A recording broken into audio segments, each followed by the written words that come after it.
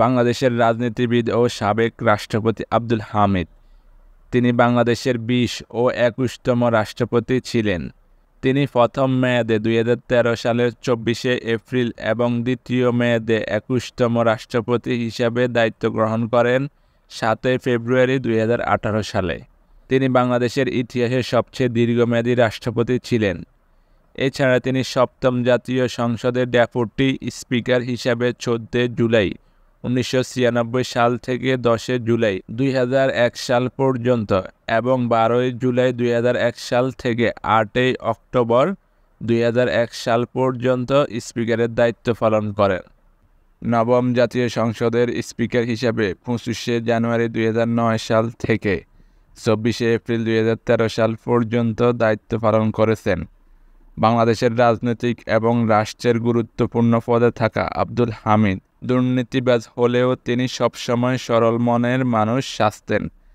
সাদামাটা বক্তব্য দিয়ে, রসাত্মক বক্তব্য দিয়ে বাংলাদেশের মানুষকে হাসাতেন এবং হাসতে হাসতে নিজেও হয়েছেন কোটি কোটি টাকার অবৈধ সম্পদের মালিক।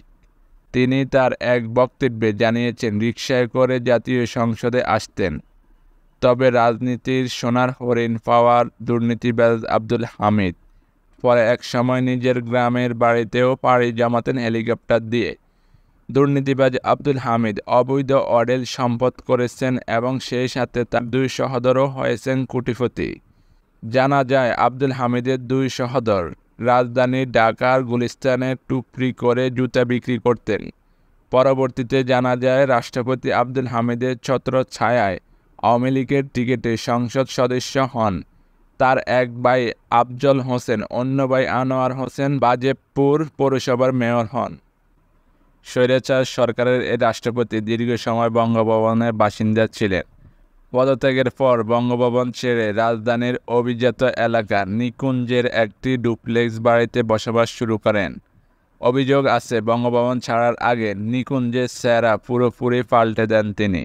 জানা যায়, সাবেক রাষ্ট্রপতিকে খুশি করতে নিকুঞ্জকে ঢেলে সাজানো হয় পুরো এলাকা। রাষ্ট্রের দায়িত্বে থাকার পরেও আব্দুল হামিদের বিরুদ্ধে নারী কেলেঙ্কারি অভিযোগ ছিল।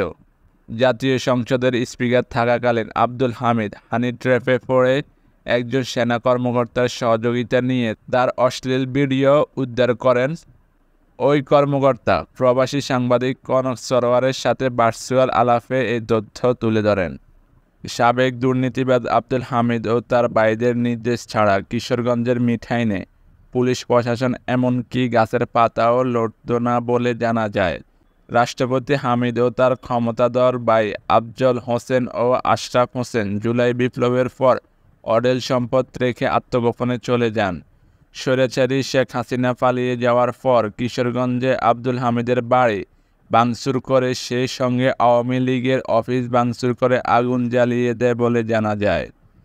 মিঠাইনে ছাত্র জনতা হত্যার হুকুমদাতা আব্দুল হামিদের বিরুদ্ধে মামলা হয়। হত্যা মামলার আসামি হয়ে ৫ আগস্টের পর তিনি আত্মগোপনে চলে যান। আওয়ামী লীগ সরকার পতনের ৯ মাস পর দেশ ছাড়লেন ওই সরকারের রাষ্ট্রপতি আব্দুল হামিদ।